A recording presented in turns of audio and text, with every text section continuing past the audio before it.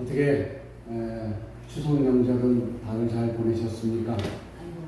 저도 여러분들 덕분에 잘 보냈습니다. 이렇게 추석 명절을 보내고 이렇게 여러분들의 얼굴을 뵈니 정말 반갑습니다. 감사합니다. 자, 오늘 본문을 가만히 보면은 본문은 이렇습니다. 오늘 본문은 북왕국 이스라엘의 왕이었던 아합 왕에 대해서입니다. 아합 왕 그 시절에 있었던 그 선지자 엘리야와 관한 이야기가 오늘 본문의 기록의 일부입니다. 그러니까 엘리야 하면은 우리가 생각나는 일이 하나 있죠. 그건 뭐니 해도 850대 1, 그러니까 바알신과 아사라신 이렇게 400명, 이렇게 850명 대 1명, 엘리야 1명 이렇게 갈멜산에서 이루어졌던 그 대결을 우리는 알고 있습니다. 이 대결의 상대자가 누군가 하면은 오늘 본문에도 잠깐 언급이 되어 있지만 아합의 아내 이세벨이라고 하는 왕후가 있었어요. 그 왕후의 식탁에서, 그러니까 식탁에서 밥을 같이 먹는다라는 게 아니라 그 왕후가 대주는 밥, 뭐 식당이 같이 있겠죠. 같이 있는데 거기서 같이 먹었던 그 바알신의 선지자들 450명, 그리고 아세라신 선지자 400명 이렇게 있던 사람들이에요. 그러나 엘리야가 이 850명하고 싸워야 되지만, 근데 이 엘리야가 정말로 싸워야 되는 사람이 있었는데 이 사람이 누구냐면은 아까도 말씀드렸지만 이 시대에 이 북왕국 이스라엘 시대 때의 왕이었던 아합 왕입니다. 이 아합 왕은 악독하게 그지없던 사람이에요. 그리고 그의 아내 이사벨이라고 하는 그 왕후와 또 이렇게 싸우는 부담감도 있었습니다. 그래서 850명의 거짓 선자들과 맞서는 일도 정말 버거운 일인데, 거기에 그보다도 더 힘든 것은 뭐냐면 그 나라의 왕 아합 왕과 그리고 그 아합 왕보다도 더 무서운 그 왕후와 정면 대결하는 것은 정말 목숨을 건 일 아니면은 이건 도저히 할 수 없는 일이었었습니다. 자, 아합 왕이 어떤 왕일까요? 아합 왕을 보면은 이미 우리가 잘 알고 있는 대로 이전의 모든 사람보다 하나님 보시기에 더 많은 악을 행한 사람이라고, 왕이라고 열왕기상 16장 30절에 기록이 분명하게 되어 있어요. 그리고 열왕기상 16장 31절에 보면은 뭐냐면은 북왕국 이스라엘 모든 나쁜 짓의 원조가 누구냐? 첫 왕 여로보암의 죄를 따라 행하는 것. 이걸 또 가볍게 여긴 자들이었었어요. 그러니까 그는 이방 나라 왕의 딸 이사벨을 아내로 맞아들였잖아요. 그리고 그를 따라서 바알을 섬기며 사마리아에서 바알을 위해 신전을 건축하고 제단을 쌓았었어요. 이게 아합 왕이 한 일이에요. 그러니까는 이세벨을 왕으로 맞아들이면서 이 왕과 그랬겠죠. 나는 내가 모시고 있는, 내가 믿고 있는 이 신도 내가 데리고 가야겠다. 그래서 그냥 더 좋으니까, 왜 좋았는지는 모르겠습니다만은 좋으니까 그것까지 허락하고, 그리고 사마리아 땅에 바알 신전을 지었어요. 거기서 이제 제사 지내는 이런 일들이 있었다라는 거죠. 이게 열왕기상 16장 31절보다도 31절과 33절에 나와 있는 이야기입니다. 그리고 그는 자기의 귀에 듣기를, 그는 그랬는데 그는 누구냐면은 아합 왕이에요. 그리고 이사벨 왕후예요. 그러니까 자기 귀에 듣기 좋은 그런 사람 목소리에 귀를 기울였고, 쓴소리하는 대신들은 가차없이 날려버렸어요. 다 죽이거나 다 그냥 좌천시키거나 아니면 그 관직에서 그 관직을 다 떠나게 만들었거나 그랬었어요. 아무튼 간에 이 이야기만 해도 역대하 바로 18장 5절과 7절, 25절과 26절에 기록되어 있는 아합 왕의 행위들이었었어요. 이건 뭐 제가 이때 당시에 역사적 근거를 추론해서 말씀드린 게 아니라 성경에 나와 있는 이야기예요. 그래서 우리가 잘 알아야 됩니다. 그런데 엘리야가 이 아합만이 위협적인 존재가 아니었었어요. 엘리야한테는요. 누구였냐? 그의 아내 왕후인 이세벨은 더 심했어요. 아주 더 악독했어요. 그녀는 아합으로 하여금 그러니까 조종을 한 거죠. 왕을 조종을 한 거예요.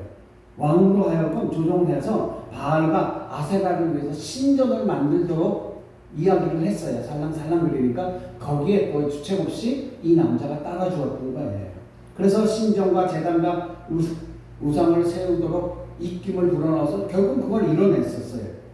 거기에 그치지 않고, 그리고 이 이세벨이 한 일이 뭐냐면은 하나님을 믿는 선지자들은 모조리 잡아들여서 다 죽였어요. 이 기록이 열왕기상 18장 4절과 13절 그리고 19장 10절과 14절에 기록되어 있어요. 오늘 본문 22절에 보니까 엘리야가 뭐라고 얘기하냐면은 여호와의 선지는 나만 홀로 남았다고 얘기합니다. 나만 홀로 남았다고. 그 정도로 이사벨은 하나님의 선지자들을 전멸을 시켜버렸어요. 그렇게 악독하고 무자비한 여자가 바로 누구냐? 아합 왕의 아내인 이사벨 왕후였던 거예요. 여기에 나오는 엘리야 자신도요, 아합 왕과 이사벨 왕후가 얼마나 두려웠는지 굉장히 두려워하고 있었어요. 실제로. 그래서 이 엘리야가 이 아합 왕과 이세벨을 피해서 2번이나 도망다녔다는 사실이 있어요. 그러나 이 이세벨은 거기에 끝이지 않고 계속 복수심을 갖게 됩니다. 이가 어찌나 두려웠는지 하나님께서 빨리 자기 생명을 거두어 달라고 기도했던 이 엘리야의 모습을 우리는 볼 수가 있는데, 그게 어디 나오냐? 열왕기상 19장 1절부터 4절까지에 나는 이렇게 이 여자에 쫓기면서 살고 싶지 않고 공포에 살고 싶지 않으니까 내 생명을 거두어 주세요. 저 이세벨이가 나를 죽이려고 합니다. 하나님 제발 내 생명을 거두어 주세요 라고 19장에 기도하는 모습이, 엘리야의 기도하는 모습이 기록이 되어 있었습니다. 그럼에도 불구하고 엘리야가 성경의 모든 이야기 가운데서 그 유래를 찾아볼 수 없는 역사적인 대결을 벌일 수 있었던 힘, 그 힘의 근원이 무엇인지 생각해 보는 것이 오늘 우리가 함께 생각해보고 의미를 찾아볼 수 있는 귀한 그러한 말씀인 것 같아요. 우리는 엘리야의 첫 등장을 어디서 찾아볼 수 있느냐면, 엘리야가 첫 등장을 해서 활동하는 그 모습을 열왕기상 17장 1절에서 1절 이하에서 볼 수가 있어요. 어느 날 엘리야가 아합에 가서 말을 합니다. 내가 섬기는 이스라엘의 하나님 여호와께서 살아계심을 두고 맹세하노니 내 말이 없으면 수년 동안 비도 이슬도 있지 아니하리라. 이렇게 얘기를 합니다. 이때 이제 엘리야의 모습이 첫 번째로 활동이 등장하게 되는 거예요. 이게 어디 나온다고요? 17장 1절, 열왕기상 17장 1절 이하에 나오는 이야기입니다. 선지자는, 이 엘리야는 자기 생각대로 얘기한 게 아니었었어요. 자기 마음대로 말하는 사람도 아니었었어요. 하나님의 말씀을 받고 하나님의 보내심을 받아서 가서 말을 전하는 그러한 사람이 선지자였던 거예요. 그 선지자가 오늘 본문에 나타나는 엘리야 선지자라는 거죠. 엘리야가 아합을 찾아가서 말한 것은 하나님의 보내심을 받았기 때문에 두말할 필요도 없는 거예요. 당당하게 얘기할 수 있는 것도 정말 하나님이 보내심을 받았기 때문에 그래요. 그래서 엘리야가, 조금 전에 제가 엘리야가 아합 왕과 이세벨을 얼마나 두려워하는지, 그리고 아합 왕과 이세벨의 남북한이 어느 정도인지는 서두에서 잠깐 말씀을 드렸잖아요. 그래서 하나님의 말씀을 받고 가서 하나님의 말씀을 보내심을 받아서 아합 왕에게 전하는데, 더욱이 그가 한 이야기 중에, 엘리야가 얘기한 것 중에 무서운 이야기가 하나 있는데, 그 얘기가 뭐냐면은 아까 말씀드렸던 것 같이 17장 1절 이하에 나온 내 말이 없으면 수년 동안 비도 이슬도 있지 아니하리라. 이 엄청난 이야기를 아합 왕에게 하는 거예요. 이렇게 얘기할 수 있었던 자신감과 용기는 어디서 나오느냐? 하나님이 보내셨기 때문에 그래요. 할렐루야. 우리 이 상황을 잘 이해해야 합니다. 제가 그래서 이 아합 왕과 이세벨이 얼마나 무서운 존재고 악독한 존재인지를 서두에 말씀드렸는데, 이 상황을 좀 이해하시라고 말씀드린 거예요. 이러한 무섭고 정말 공포가 휩싸인 가운데에 엘리야가 아합 왕한테 가가지고 내 말이 없으면 수년 동안 비도 이슬도 내리지 아니하리라, 이렇게 얘기했어요. 근데 사실 이 이야기는 엘리야의 말이었을까요? 아니면 하나님의 말씀이었을까요? 하나님의 말씀이었어요. 하나님의 말씀을 듣고 하나님의 보내심을 받고 엘리야가 대언을 한 거예요. 대언을 한 거예요. 하나님께서 엘리야로 하여금 그 일을 하게 하시고 곧바로 그에게 지시하셨다고 있었어요. 그 내용이 열왕기상 17장 2절부터 4절까지의 말씀인데 제가 잠깐 읽어드릴게요. 너는 여기서 떠나 동쪽으로 가서 요단 앞 그릿 시내가에 숨고 그 시내 물을 마시라. 내가 까마귀들에게 명령하여 거기서 너를 먹이리라. 자, 여기서 보면은요, 하나님이 분명히 말씀을 주셨고 하나님의 보내심을 받고 그리고 아합에게 갔어요. 그러면 두려움이 없어야 되는데 오늘 17장 2절과 4절에 보니까 하나님은 엘리야에게 뭐라고 얘기하냐면 숨어라 이렇게 얘기하시는 거예요. 왜 그랬을까? 하나님의 말, 그 당시에 이 말이 있고 난 후에 하나님의 말씀대로 수년 동안 비가 내리지 않게 하셔서 이스라엘의 불신앙을 징계하셨어요. 그러니까 하나님을 떠난 이스라엘 백성들을 징계하시는 거예요. 그러니까 하나님을 떠난 이스라엘을 징계하는 모습은 출애굽 시대 때부터 우리는 봐왔어요. 광야에서 하나님을 떠나신 그들에게 불뱀도 주고 목마름도 주고 또한 애굽의 군대에 쫓기기도 하고, 그러니까 하나님의 말씀에 어긋나면은 이렇게 큰 일들이 우리에게 닥친다라는 거예요. 그런데 이 아합 왕 시대 때는요, 선지자들을 모두 죽였어요. 하나님을 따르는 선지자들을 모두 죽였어요. 그래서 이 선지자들을 모두 멸하시긴 후에 비를 다시 내리게 하시는 일에 마지막 남은 이 엘리야를 사용하려고 그 포악한 아합 왕으로부터 어떻게 하려고 했어요? 보호하려고 했던 거예요. 하나님은 아직까지 할 일이 남으셨던 거예요. 할 일이 남으셨기 때문에 마지막 남은 이 선지자에게 이 말을 전하게 하고 하나님이 손수 이 엘리야를 숨게 하셨던 거예요. 하나님은 약속대로요, 까마귀들을 시켜서 아침 저녁을 먹을 것을 다 댔어요. 그리고 이스라엘 땅에는요, 비가 내리지 않아서 얼마 후에 시내가 모두 말랐어요. 열왕기상 17장 7절에 이 이야기가 기록이 되어 있습니다. 이렇게 심한 기근이 수년간 있은 후에 하나님께서 다시 이스라엘에 비가 내리기로 하시고 엘리야에게 아합을 만나게 하셨어요. 그게 열왕기상 18장 1절과 2절에 나옵니다. 아합은 엘리야를 보자마자 이 말을 들은, 아까 전에 엘리야가 숨어 지내기 전에 엘리야가 아합 왕을 만났잖아요. 그때 뭐라고 얘기했어요? 내 말이 있기 전에는 이 땅에 비도 내리지 않고 이슬도 내리지 않게 하리라. 이 말이 있고 나서부터 비가 안 내렸잖아요. 그리고 수년이 지난 후에 다시 아합 왕을 만나러 엘리야가 갔어요. 그때 아합 왕이 얼마나 화가 나겠어요.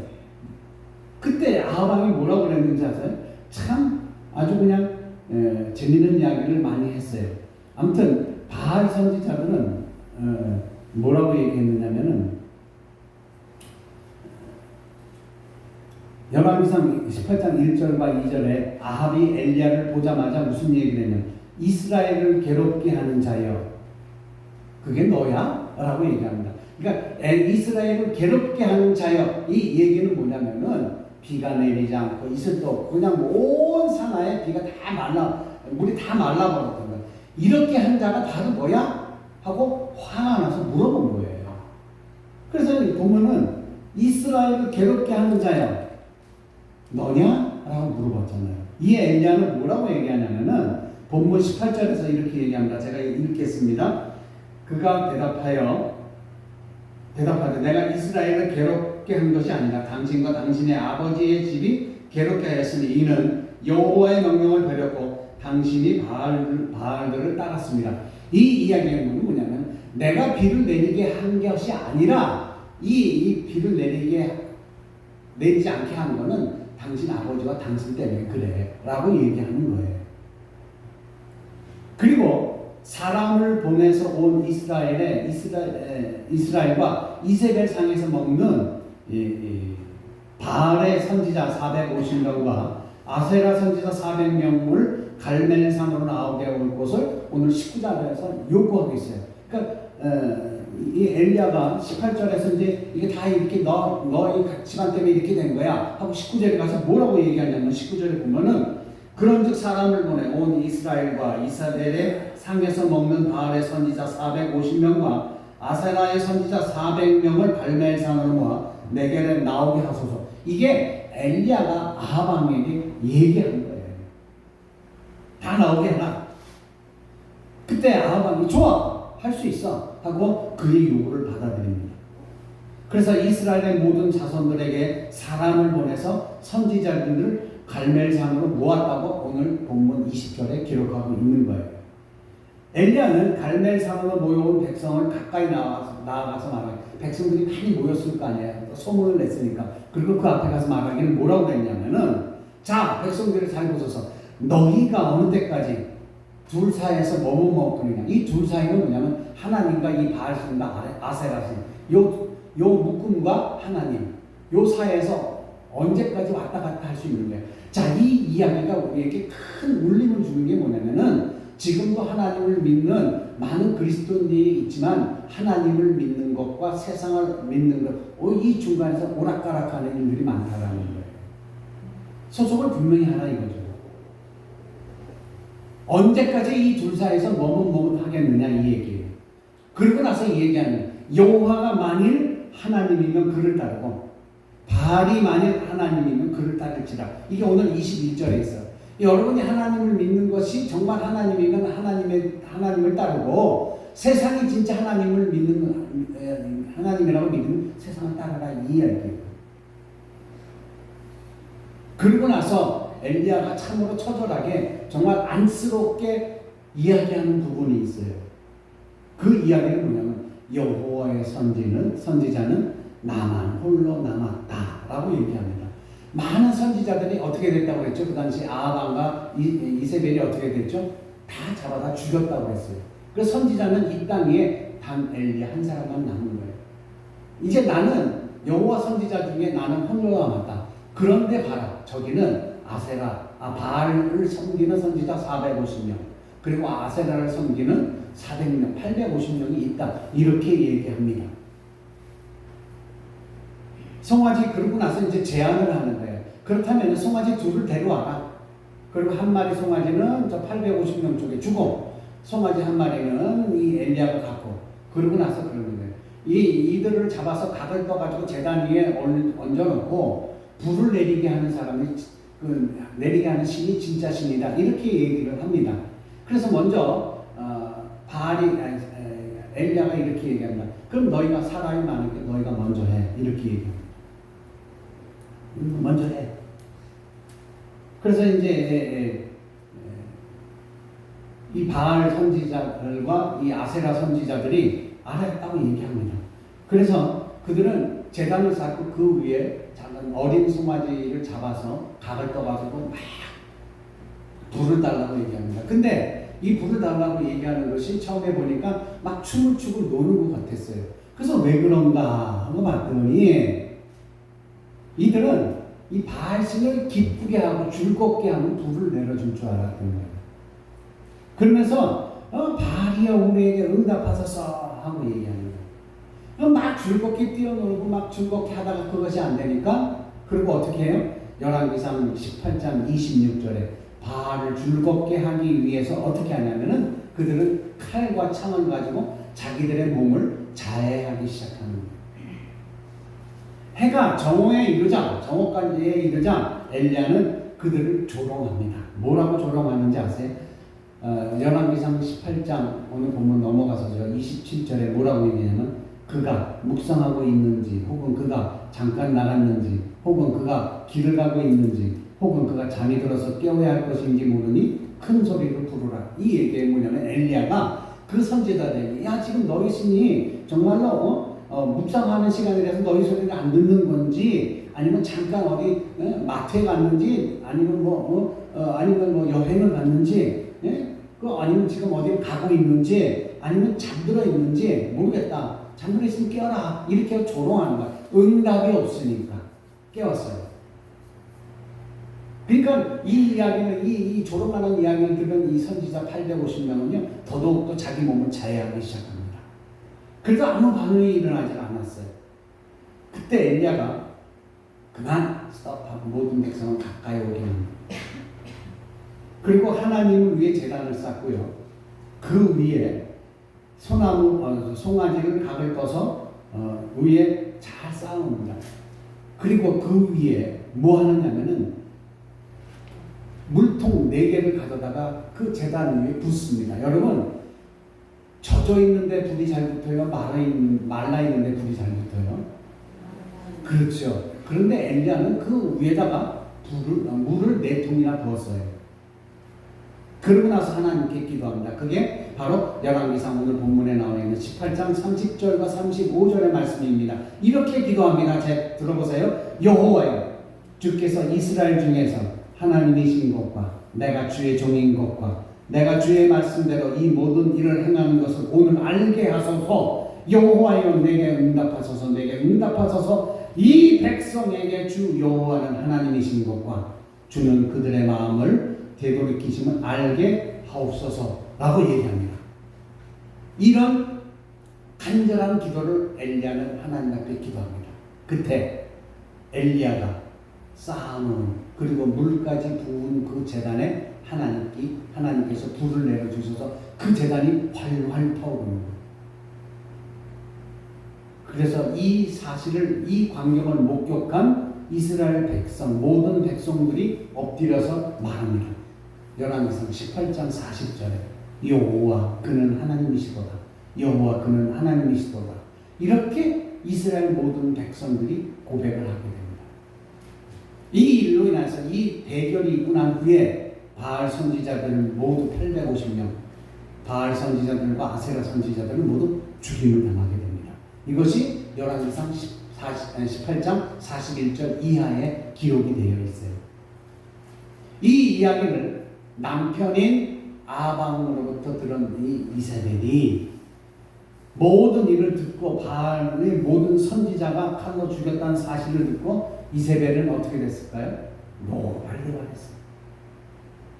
그리고 이세벨은 사신을 엘리야에게 보내서 뭐라고 얘기하냐면 끔찍한 일을 얘기합니다. 이것이 열왕기상 19장 1절부터 2절까지의 말씀. 내가 내일 이맘때에는 반드시 내 생명을 저 사람 중에 한 사람의 생명과 같게 하리라. 그리하지 아니하면 신들이 내게 벌 위에 벌을 내림이 마땅하니라. 그러니까 이세벨이 뭐라고 하냐면 사신을 보내서 내가 내일 이 시간까지 너를 죽이겠다는 얘기야. 지금까지 죽었던 바알 선지자들과 아세라 선지자 850명과 같은 똑같은 생명이 되게. 만약에 내가 그렇게 하지 못하면은 그 바알 신과 아세라 신이 나를 벌 위에 벌을 주겠다. 아주 끔찍하고 무서운 이야기를 했어요. 서슬파란 그런 칼날이 이 엘리야의 목을 왔다 갔다 하는 거예요. 엘리야를 당장 죽이고 없애야겠다라는 거예요. 그런 이세벨인지를 뻔히 알면서 그는 엄청난 이 거사를 향했던 거예요. 엘리야가 이세벨과 아하방의 성품을 몰랐던 것도 아니에요. 우선 우리는 그 답을 우선 엘리야 자신 말 속에서 찾아볼 수 있어야 돼요. 왜 그가 이렇게 용기 있는 행동을 했는지. 그는 이사벨의 보복이 두려워 40일을 밤낮으로 쉬지 않고 도망쳐 호렙산으로 갔잖아요. 그리고 그 굴에 머물며 있었고 도망했었는데 하나님이 이렇게 물으십니다. 엘리야야, 내가 어찌 여기 있어? 네가 왜 여기 있느냐? 라고 묻습니다. 이게 열왕기상 19장 8절과 9절에 나오는 거예요. 그때 엘리야가 대답합니다.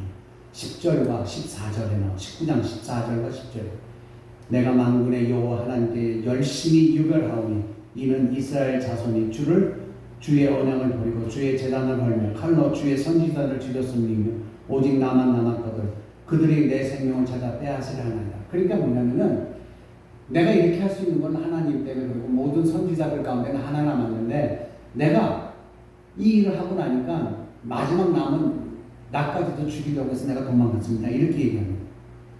그런데 여기서 우리 엘리야의 말을 하나 주의 있게 봐야 될 단어가 나옵니다. 그게 뭐냐면 열심, 하나님을 향한 열심이라고 하는 이야기가 나옵니다. 여기 보면은 내가 만군의 여호와께 열심히 유별하오니 이것이 열왕기상 19장 10절 그리고 14절에 나오는 말, 특히 10절에 나오죠. 하나님께 열심히 유별하오니라고 얘기했어요. 하나님의 그는 이스라엘 자손이 하나님과 언약을 버리고 하나님의 제단을 걸고 칼로 하나님의 선지자들을 죽이는 일을 더 이상 두고 볼 수 없었다라는 거죠. 그래서 자기가 그 일을 행했다는 거예요. 그래서 자기가 용기를 얻고 거기 갔다는 얘기예요. 선지자들이 다 죽고 나 홀로 남았지만 가만히 있을 수 없을 만큼 하나님을 위한 유별난 열심. 그래서 저는 여기에서 열심, 이 엘리야의 하나님을 향한 유별난 열심은 신앙심이라고 표현하고 싶어요. 있었다라는 거예요. 그래서 하나님이 그 열심을 보시고 엘리야를 들어서신 거예요. 그 엘리야의 뜨거운 마음으로 아합과 이세벨과 그 주위의 모든 거짓 선지자들과 백성의 잘못을 질타했어요. 거짓 신들의 거짓됨을 드러내게 했고요. 우상 숭배에 빠졌던 이스라엘 백성을 징벌했고요. 그래서 하나님을 향한 그들의 신앙을 회복시키기까지 했어요. 그리고 다시 비를 내려 기근을 먹게 하시고 백성을 도탄에서 건진 거예요. 이 일은 엘리야가 왜 할 수 있었느냐? 하나님을 향한 열심 때문이었다는 거예요. 하나님을 믿는 신앙 때문이었다는 거예요. 할렐루야. 하나님을 향한 신뢰가 있었기 때문에 이 일을 할 수가 있었던 거예요. 그래서 엘리야가 자기 스스로가 말하기를 만군의 하나님 여호와께 열심히 유별하오니 라고 얘기했어요. 유별하오니. 그리고 살아계신 참 하나님은요, 당신의 언약에 신실한 하나님이심을 믿음을 드러내는 거였었어요. 여태까지 엘리야가 알고 있던 그 하나님의 신실하신 그 믿음이 여기에 절실히 잘 드러나는 거예요. 따라서 주의 제단을 헐며 주의 선지자들을 죽이는 것은 하나님에 대한 참을 수 없는 모욕행위이며 배역행위라는 것을 엘리야는 분명히 알았다라는 거예요. 그리고 자기만 홀로 있을 만큼 선지자들이 다 죽었다라고 이야기하잖아요. 거짓 선지자의 수는 아무리 많아도 살아계신 하나님의 참 선지자는 아무 힘이 없다라는 거예요. 하나님 앞에서는. 그러니까 아무리 선지자들이 많다 하더라도 살아계신 하나님의 선지자, 마지막 남은 선지자 한 명에게 비하면은 힘을 쓸 수 없을 만큼 약하다라는 거예요. 그건 거짓 선지자라는 걸 분명하게 증명하고 있는 거예요. 엘리야는요, 폭군 아합과 악녀 이세벨과 거짓 선지자 850명과 맞서 홀로 싸워야 했지만 그에게도 이 엘리야에게도요, 겉으로는 그렇게 했지만 안쪽으로 내면에 적이 있었어요. 그게 뭐냐면은 이 엘리야 내면에 있던 적은 뭐냐면 하나님의 선지자들이 다 죽고 자기 혼자 남아 있다라는 그 외로움이라고 하는 그 내면의 적이 있었어요. 그 외로움에서 나오는 엘리야가 갖고 있는 두려움이죠. 이것이 이 엘리야가 내면으로 갖고 있던 또 하나의 적이었다는 거죠. 그래서 약하디 약한 이 순간에는 엘리야는 숨기도 하잖아요. 스스로 죽을 수밖에 없어 죽으려고 했던 그 순간, 그럴 만큼 무서움이 두려움이 컸던 거였었어요. 혼자 남아있는 두려움 때문에. 그러나 이런 인간적인 약점을 극복할 수 있었던 엘리야의 진짜 힘은 어디서 나오냐? 하나님에게부터 나옵니다. 이거를 우리는 이 시간 알아야 돼요. 엘리야가 그동안 엄청난 모험을 감행할 수 있었던 것은 뭐냐면 하나님에 대한 믿음과 열심뿐이었었어요. 그리고 또 하나, 거기에 플러스 하나를 더한다면 도탄에 빠진 백성을 구해야겠다는 뜨거운 마음 때문에 그랬다라는 거예요. 여러분, 하나님 사랑하시죠? 여러분, 이 나라와 이 민족 사랑하십니까? 거기까지는 아니더라도 여러분 가족 사랑하시죠? 두고만 보고 계실 거예요. 여러분 가족 중에 여러분이 마지막 남은 한 사람이라면 여러분 어떡하시겠어요? 내가 죽어 없어지면 우리 가족 전체가 무너지면 여러분 보고만 있으시겠습니까? 오늘 엘리야가 갖고 있던 이 마지막 내면의 적, 홀로 남아있다는 이 두려움, 이것을 하나님이 계시다라는 것으로 극복했던 것처럼 아직까지 하나님의 가족이 되지 못한 여러분들의 가족의 자녀분들이나 일가 친척들을 위해서 여러분 가정의 마지막 남은 선지자의 역할을 오늘 이 자리에 계신 여러분이 해주시길 주의 이름으로 간절히 축복합니다. 네, 그렇게 해주시기 바랍니다. 오늘 엘리야의 이야기는요, 우리를 깨닫게 하는 바가 큽니다. 엘리야 시대는 어떤 시대였느냐면 하나님을 거역하고 우상을 섬기는 그러한 행악을 일삼는 폭군이 살아있는 시대였었어요.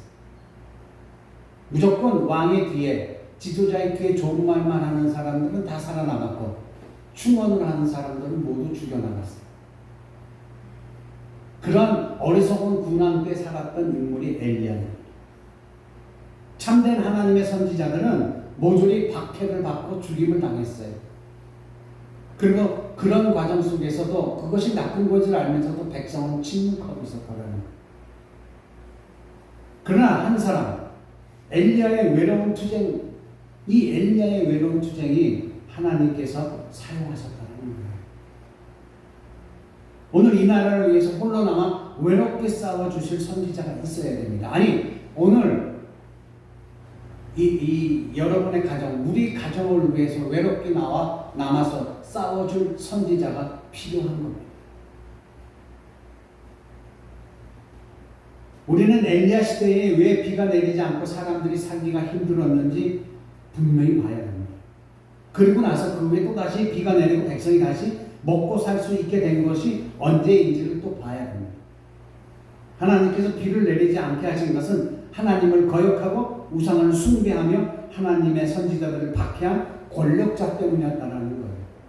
그리고 비가 오는데 언제예요? 엘리야의 투쟁으로 이스라엘 백성이 참 하나님이 누구신지 깨닫고 선지자들을 척결했을 때 그때 백성들이 윤택해졌다는 거예요. 분명하죠. 백성들이 힘들었을 때가 어느 하나님을 믿지 않냐고 하나님을 위해 헌신하는 선지자들을 박해하고 죽였을 때가 가장 힘들었을 때예요. 그런데 이스라엘이 이 북왕국 이스라엘이 부강해지고 평화로워질 때가 언제? 이 모든 이 거짓 선지자를 다 몰아치고 그리고 하나님을 믿었을 때, 회복했을 때, 누가? 백성들이 회복했을 때 그 나라에 복이 있었던 거예요. 악한 세력은요, 기독교를 모욕하고 주님의 몸된 교회를 탄압하고 대부분 사람들이 권력 지향적으로 살고 권력 앞에서 악어와 눈치 보기를 일삼는 그럴 때 하나님을 향한 유별난 그리스도인들이 필요해요. 우리도 보잖아요. 지금 이 시대가 어떤 시대예요? 악어하는 시대 아니에요? 그렇게 홀로 남은 선지자가 되려는 용기를 지녀야 하는 거예요. 누가? 오늘 이 자리에 앉으신 여러분들이. 홀로 남은 줄 알고 있었던 엘리야에게 하나님께서 이렇게 얘기했습니다. 열왕기상 19장 18절. 내가 이스라엘 가운데에 7,000명을 남기리니 다 바알에게 무릎을 꿇지 아니하고 다 바알에게 입맞추지 아니하는 자니라. 우리 한 사람 한 사람이 하나님을 위하여, 하나님 나라를 위하여, 그리고 우리나라를 위하여 홀로 남는 선지자가 될 수만 있다면 하나님께서는 우리에게 7,000배 이상의 힘을 더해 주신다라는 그런 위로의 말씀을 주는 거예요. 내가 그런 참 외로운 투쟁에 마지막 남은 우리 가족의 선지자일 때 하나님은요, 내가 이 힘을 발휘할 때 7,000배가 넘는 힘을 우리에게 주시겠다라는 거예요. 이게 여러분 가정뿐만 아니라 우리 교회가 해야 될 일들이에요. 그래서 우리 교회가 지금 선교를 하고 있는 거예요. 지금 당장 어떤 성과가 일어나는 건 아니에요. 지금 당장 우리 교회가 부흥해서 이 교회를 막 2배 이상 다시 건축해야 될 정도로 그렇게 되는 건 아니에요. 그러나 지금 우리 하고 있는 이 선교가, 이 전도가, 이 돌보심이 이제는 10년이 지난 후에 이 교회가 배로 성장되어 있을 줄 믿습니다. 그것이 바로 여러분의 기도요, 여러분이 물심양면으로 도와준 일들 때문이라는 거예요. 오늘은 순교자 주일입니다. 순교는요, 홀로 남은 선지자예요. 그걸 아셔야 합니다. 그리고 이 홀로 남은 선지자가 되기를 두려워하지 않는 신앙의 사람이 할 수 있는 것이 바로 뭐예요? 순교예요. 여러분들은 여러분 가정의 순교자가 되어야 해요. 기독교는 순교의 피를 먹고 성장해 왔습니다. 한국교회도 숱한 순교자의 피 위에서 성장했음을 우리는 알아야 돼. 6.25 때 북한군이 남침했잖아요. 그때 북한군에 잡혀간 우리의 목사님들이 얼마나 많아요. 그들의 순교를 다 당했어요. 그분들의 순교 때문에 오늘날 우리가 여기서 편안하게 예배를 드리고 있고 이 교회를 지켜나갈 수가 있는 거예요. 그래서 우리는 오늘 이 시간 어떤 마음을 가져야 되느냐, 홀로 남은 선지자의 순교 정신을 이어가야 돼요. 여러분 가정에 홀로 남은 순교자의 정신을 이어갈 수 있는 그러한 축복된 그러한 우리 동화성결교회 성도 되기를 간절히 축원합니다.